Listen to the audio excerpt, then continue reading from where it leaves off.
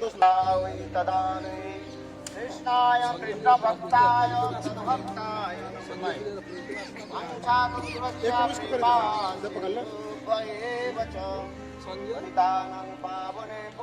वैष्णवे नमो नमः। श्री कृष्ण चैतन्य प्रभु नित्यानंद श्री अद्वैत गदाधर शिवासादि श्री गौर भक्त वृंद। हरे कृष्णा कृष्ण कृष्ण हरे हरे हरे राम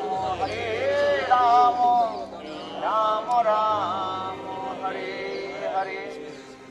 प्रथम हरि गुरुपाद पद्म नित्य लीला प्रविष्टं विष्णुपाद अष्टोत्तर सतश्रीमद भक्ति वेदांत श्रील वामन गोसाई महाराज एवं नित्य लीला प्रविष्टं विष्णुपाद अष्टोत्तर सतश्रीमद भक्ति वेदांत श्रील नारायण गोसाई महाराज के अभय चरण कमलों में अनंत कोटि साष्टांग दंडवत ज्ञापन करता हूँ। तत्पश्चात उपस्थित प्रपंच चरण सन्यासी वृंद, मातृवृंद, गौरगत प्राण सज्जन वृंद, हरि कथा पिपासु शत्रुवृंद सभियों के चरण कमलों में मेरा यथा दंडवत प्रणाम स्वीकार। हम लोग गुरु वैष्णव के अनुगत्य में 84 क्रोश ब्रजमंडल धाम परिक्रमा करते करते जहाँ पर उपस्थित हुए हैं यह स्थान बेलवन है। आप लोग ने अभी अभी श्रवण किया ये वृंदावन ये ब्रज में जो है द्वादश मान विशेष दिखाया गया। उससे अपेक्षा और भी शास्त्र में कहा गया द्वादश उपवन भी है, 12 वन और 12 उपवन भी है। द्वादश वन में जो मुख्य वन दिखाया गया इसमें बेल वन की विशेष प्रसिद्धि हमारे आचार्य पाद ने दिखाया। देखो हम लोग कितने दुर्लभ स्थान में आए। जो दुर्लभ वस्तु के प्राप्ति करना है उसके साधन भी कैसे होना चाहिए, दुर्लभ है। गुरुदेव एक उदाहरण देते थे, साग खरीदने के लिए कितना पैसा खर्च होता है। पालक साग आ गया, मेथी साग है, किंतु देखो साग खरीदने में ज्यादा पैसा नहीं लगते, किंतु देखो सोने चांदी आदि खरीदने में कितने पैसा लगता है, बहुत पैसा। उससे भी अधिक वस्तु जो मूल्यवान वस्तु जैसे कहा जाता है हीरे डायमंड, इसे खरीदने में भी कितना पैसा लगता है। उससे भी अधिक जो है चिंतामणि और ये सब खरीदने में कितना पैसा लगता है। अर्थात कहने की तात्पर्य है जो वस्तु इतने दुर्लभ है और उसके साधन भी उतने दुर्लभ है, कठिन है। ठीक उसी प्रकार हम लोग जमुना पार करके हम लोग बेलवन आ रहे हैं। देखो हम लोग भटकते भटकते भटकते भटकते लुढ़कते किसी भी तरह से जो है लक्ष्मी देवी के चरण कमल में हम लोग पहुंच गए। बोलो लक्ष्मी देवी की जय। ये लक्ष्मी देवी के इसके कहा जाता है, लक्ष्मी वन भी कहा जाता है, बेल वन भी कहा जाता है। विशेष करके सभी लोग बेल वन के नाम में प्रसिद्ध है क्योंकि यहाँ की कथा यहाँ पर वर्णन है। एक बार नारद ऋषि सर्वत्र भ्रमण करते करते वैकुंठ में पधारे और वैकुंठ में जाकर के नारद ऋषि देखो वृंदावन की गोपियों की महत्व वर्णन करते हैं। उन्होंने विशेष करके राधा आदि गोपियों के साथ कृष्ण के जो रासलीला की कथा वर्णन किया। इस रासलीला की कथा श्रवण करके लक्ष्मी देवी के हृदय में बहुत उत्कंठा जगी, लोभ भी हुआ कि हम भी रास में प्रवेश करें। ऐसे कोई जीव नहीं है जो रास में प्रवेश करना नहीं चाहते, क्योंकि रास शब्द की अर्थ है रसते असत्यते इति रास, जहाँ पर रस की मधुरता है, जहाँ पर ऐसे कोई प्राणी है जो रस आस्वादन करना नहीं चाहते। देखो इस संसार में हम लोग माइक जगत में पड़े हैं। इस माइक जगत में हम लोग भी 6 प्रकार के रस आस्वादन करते हैं। कुरवा भी लेते हैं और मिठाई भी लेते हैं। ये 6 प्रकार के रस है। देखो हमारे जिहा के जो है अंदर में 6 स्थान जो है, उस 6 स्थान के द्वारा हम लोग 6 प्रकार के रस आस्वादन करते हैं। जो बायो साइंस आदि पढ़ते रहते हैं उसको पता लगता है, पर डॉक्टर जो है वो बता देते हैं। ठीक उसी प्रकार इस जड़ जगत षडरस भोजन हम करते हैं, किंतु देखो हम जिस कथा को रस आस्वादन करने के जा रहे हैं, हम श्रवण कर रहे हैं, उसको कहते हैं चिद रस। ये चिद रस प्राप्ति करने के लिए इतने कठिन साधन भी करना पड़ेगा। और उसमें चिद रस से सर्वोत्तम रस जो बताया गया कौन सा? रास। जय जो जलो रस सर्व रस सार पारकिया भवे जथा ब्रजेते प्रकाश। ये ब्रज में ही एकमात्र रास विद्यमान है, क्योंकि रास में विशेष जो वैशिष्ट दिखा परकिया भाव बिना रास नहीं होता, इसलिए परकियत्व भी विशेष वैशिष्ट दिखा है।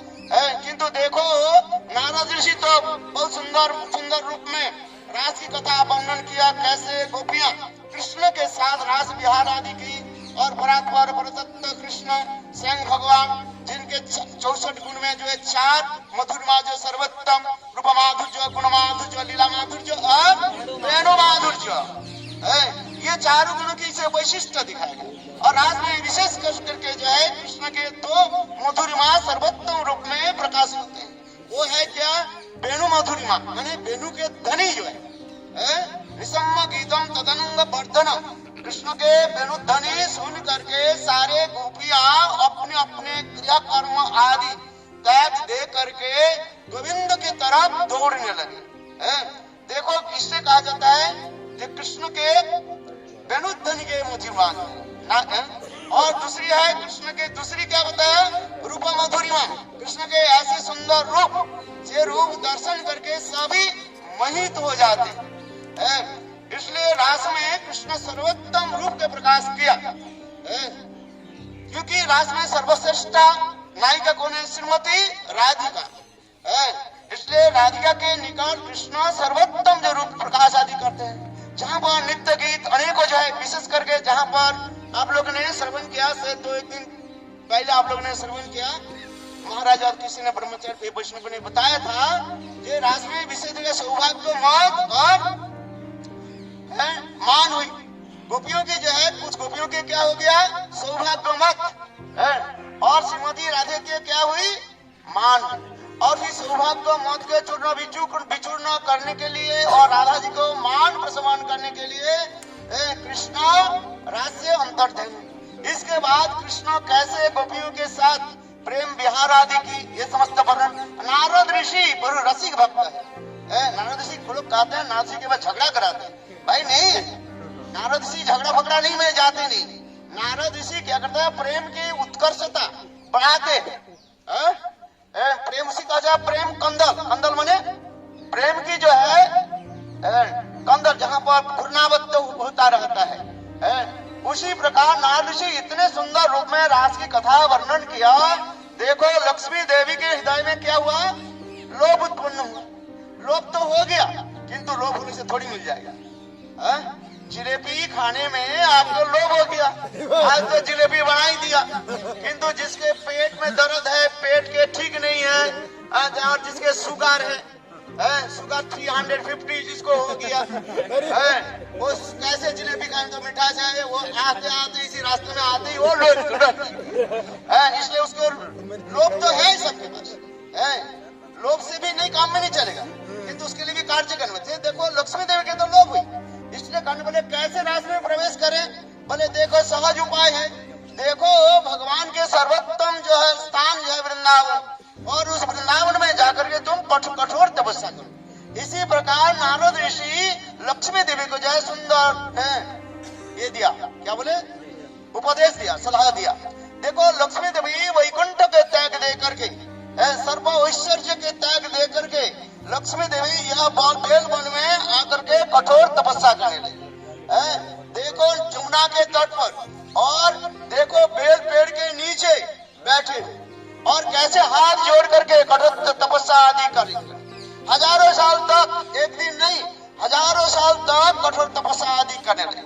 और उनकी कठोर तपस्या आदि देख करके कृष्ण प्रकट हुए। कृष्ण कहने लगे लक्ष्मी बरंगुरी वर मांगो। लक्ष्मी देवी कहने लगी प्रभु यदि मुझे वर देना चाहते हैं, आपके गोपियों के भांति मुझे भी रास में प्रवेश अधिकार प्रदान करें। कृष्ण कहने लगे हे लक्ष्मी, ये तुम्हारे लिए अतीव दुर्लभ है, ये संभव नहीं। बोले क्यों? देखो रास में प्रवेश करने के लिए कई शर्त है, ऐसे तैसे व्यक्ति रास में प्रवेश नहीं करते। एक तो देखो शांत दास्य सख वात्सल्य,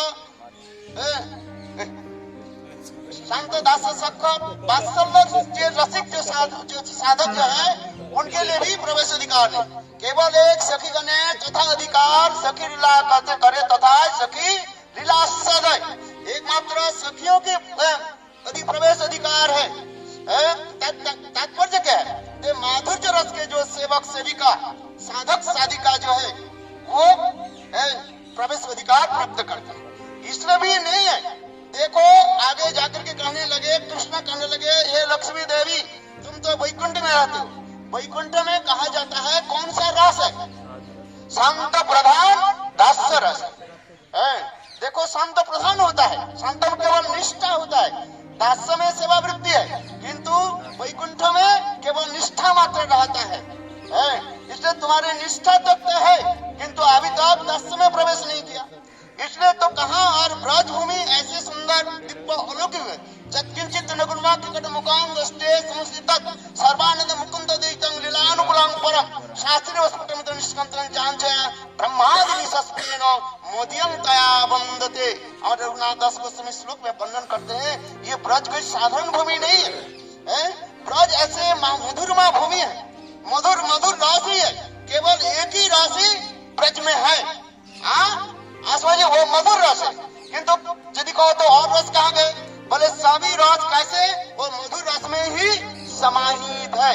जिस प्रकार समस्त नदियां अनेकों देश आदि के प्रभावित करते हुए समुद्र में जाकर के जथा नद्दा, जिस प्रकार नदी समूह समुद्र में जाकर के मिलित हो जाते हैं, उसी प्रकार समस्त राशि कहाँ पर?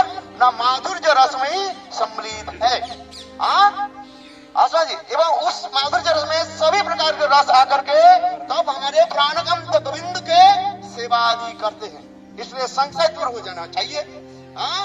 इसलिए पर लक्ष्मी देवी कहने लगे देखो केवल यही नहीं है, तुम तो संत प्रधान दास्य रस हो, किंतु ये ब्रज में माधुर्य रस है और उस माधुर्य में भी सखिया को छोड़ करके पारकिया प्रधान कहा गया। पारकिया बिना रस नहीं हो सकता है और इस रस में मणिरास में प्रवेश अधिकार नहीं प्राप्त होता है। इसलिए देखो ब्रज में जन्म लेना पड़ेगा, जब तक ब्रज में जन्म नहीं ले तब तक नहीं है। केवल ब्रज में जन्म नहीं लेने से नहीं होगा, ब्रज गोपियों की गर्भ में जन्म लेना पड़ेगा, अर्थात गोपी देह प्राप्त करना पड़ेगा। पुरुष शरीर में नहीं होगा, समझ में नहीं। सब एक अलग हो जाओ दाएं बाएं होकर के एक मात्र स्त्री शरीर चाहिए, अर्थात देखो ब्रज में गोपी शरीर प्राप्त करना पड़ेगा, गोपी गर्भ में जन्म। और इसके बाद क्या है? देखो गोप के साथ तुम्हारे विवाह होगा। लक्ष्मी देवी गोप के साथ विवाह, नारायण के छोड़ करके एक पतिव्रता नारी में और मैं फिर दूसरी गोप के कैसे? बोले ऐसी तो है ब्रज के नियम। इसे क्या करना पड़ेगा? दूसरे गोपों के साथ तुम्हारे विवाह, उसमें भी नहीं है। देखो ब्रज में तुम्हारे कंडा देना पड़ेगा, ब्रज की जो है भाषा भी सीखना पड़ेगा, ब्रज की गाली भी सीखना पड़ेगा। जब तक ब्रज के गाली नहीं सीखे कैसे ब्रजवासी कैसे माना जाएगा? कैसे थोड़े नहीं सिखाते सारे बोलते रहते हैं ना, कैसे कैसे शब्द होता है। देखो ऐसे ही बोलना पड़ता है। तो उसी प्रकार और दूसरी है क्या? परकीय भाव मैंने छुप करके मेरे साथ मिलन। लक्ष्मी देवी ये सब नियम के पालन नहीं करना चाहिए, बोले ये तो संभव नहीं है। तब कृष्ण बोले यदि संभव नहीं है ब्रज में ये रास में प्रवेश करना संभव नहीं है। देखो चैतन्य महाप्रभु उसी कथा को जो है वेंकट भट्ट त्रिमल्ल भट्ट और प्रबोधानंद सरस्वती निकट यही कथा सुनाया। लक्ष्मी ब्रज में प्रवेश अधिकार प्राप्त नहीं किया, किंतु देखो श्रुतियां गोपाल तपने उपनिषद आदि साक्षात मूर्तिमान धारण करके तपस्या आदि की, उनके प्रवेश अधिकार मिला। क्यों? गोपी अनुगत ये एक विशेष है। देखो ब्रज में गोपियों की रास में प्रवेश करने के लिए एक विशेष है, गोपी अनुगत तो बिना भजिलो गणे ना पाए ब्रजेंद्र नंदन, ये समस्त विचार रखना पड़ता है। ये समस्त गौड़ीय सिद्धांत है। इसलिए कहते तब उस समय लक्ष्मी देवी करने मेरा द्वारा संभव नहीं है। अंत में भगवान ने क्या कि लक्ष्मी के ऐसे कठोर तपस्या देख करके लक्ष्मी के क्या की ना अपने छाती पर छाती पर स्वर्ण रेखा के भांति ग्रहण कर लिया, इतना ही तक। किंतु रास में प्रवेश अधिकार नहीं। ये जो है लक्ष्मी देवी के विशेष स्थान है। इसलिए हम लोग यदि कहे हम लोग लक्ष्मी के स्थान पर क्यों आए, जिसको नहीं मिला उसके स्थान पर हम लोग कैसे हमें दे देंगे, ये बात समझे। आपके पास 50 का नोट हो तो मैं 50 रुपए आप यदि मांगे आप दे सकते हो। आपके पास बिल्कुल खाली जेब है, जैसे मेरा जेब बिल्कुल खाली है ना, तो देखो तो हमें कोई मांगे जो महाराज मुझे 50 रुपया दे दे, मेरे पास ये खाली है, कहाँ से दे दे। तो लक्ष्मी देवी यहाँ पर हाथ जोड़ कर, स्वयं लक्ष्मी देवी हाथ जोड़ कर भिखारी, एक भिखारी के पास दूसरे भिखारी को भीख मांगे, क्या वो दे देंगे? आप लोग बताइए। वो भी भिखारी है, हम भी भिखारी है। एक नाव में हम सब बैठे हुए हैं और नाव दूसरी नाव डूबने वाले हैं और हम कैसे क्या चले जाएंगे? सभी तो एक ही नाव में बैठे हुए हैं। हमारे से मतलब क्या, लक्ष्मी देवी के भी आज तक भी प्राप्ति नहीं हुई, तो हम लोग लक्ष्मी देवी के पास क्यों है?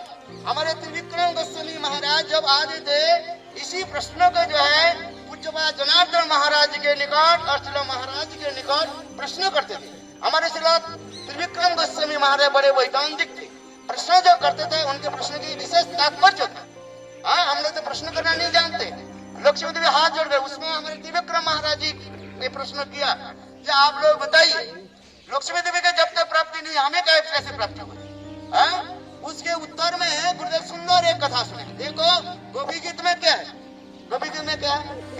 सारथी तो विश्वगुप्त सखे उदीयमान सत्ततांकुले नखलु गोपिका नंदनो भवान अखिल देहि नाम रंतरात्मदे विखन सारथी तो विश्वगुप्त सखे उदीयमान सत्ततांकुले।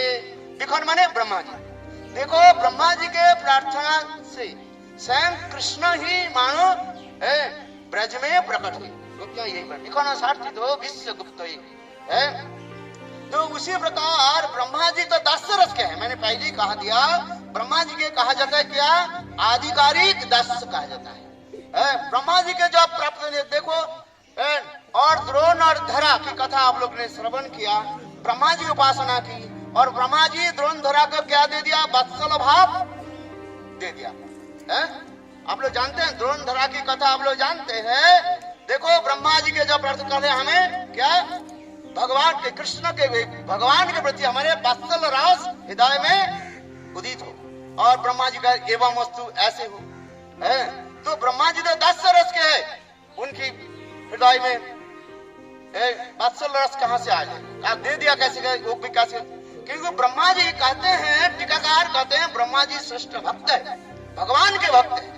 भगवान के भक्त के मुखारविंद से, शुद्ध भक्त के मुखारविंद से जो शब्द निकल जाता है वो वेदवाणी हो जाता है, वो सत्य हो जाता है। इसलिए ब्रह्मा जी ने जब दे दिया तुम्हारे हृदय में वत्सल रस उत्पन्न हो, यद्यपि वो 10 रस के है, और उसी के जो है पूरा करने के लिए भगवान कृष्ण देखो प्रकट हुए। देवो की और क्या बोले, नंद जसोदा के अंदर में ये द्रोण और धरा प्रवेश किया और प्रवेश करके वत्सल रस के जो है आस्वादन किया।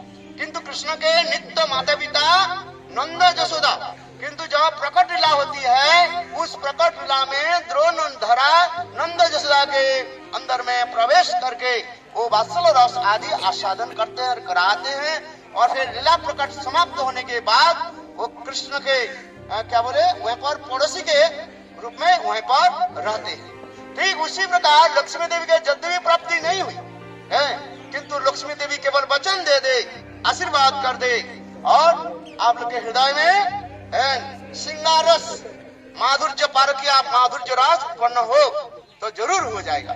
ये लक्ष्मी देवी कोई साधारण नहीं है, ये लक्ष्मी देवी साक्षात जो है राधा जी के प्रकाश विग्रह। राधा जी 3 स्वरूप में प्रकाशित है, वैकुंठ में लक्ष्मी के रूप में और द्वारका में महिषी के रूप में और ब्रज में गोपी के रूप में। इसलिए ये लक्ष्मी कोई साधारण नहीं है।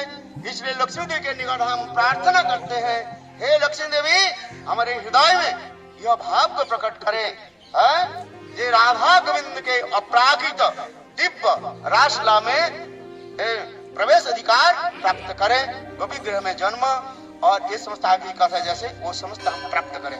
पंचाग्रुत कृपा सिंधु